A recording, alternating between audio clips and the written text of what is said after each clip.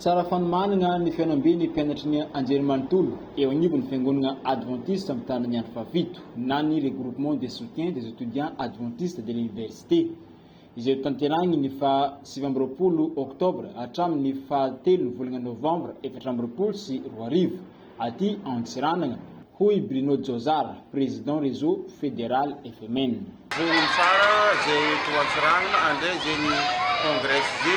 Toana ara-panahy fampitambosana ny fahaiza-manao eo amin'ny fagnatsarana ny fianarana izay atao sy ny tanjony ho tratrariny no isan'ny ivon'ity fiofanana izay tanterahiny aty Antsiranana ity. Ka ireo mpianatry ny Anjerimanontolo magnerana ny Madagasikara eo anivon'ny fiangonana adventiste no handray tombotsoa mandritra io fotoana io.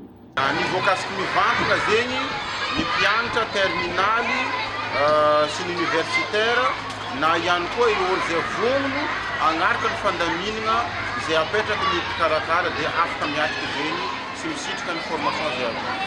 Ankoatra ny fiofanana izay ho tanterahiny dia isany koa ny fizahavana ireo toerana manana ny maizy azy aty amin'ny tapany avaratry ny nosy.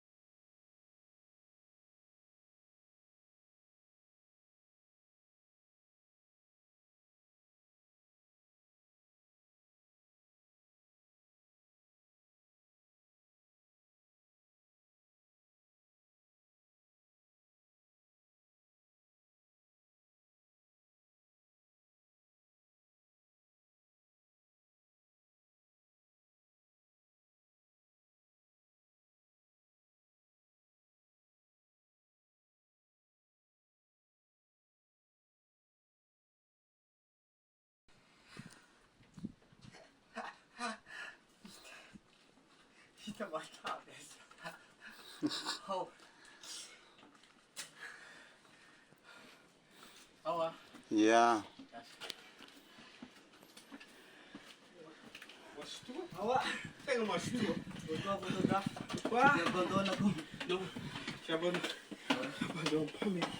Là, c'est quand même, comment on dit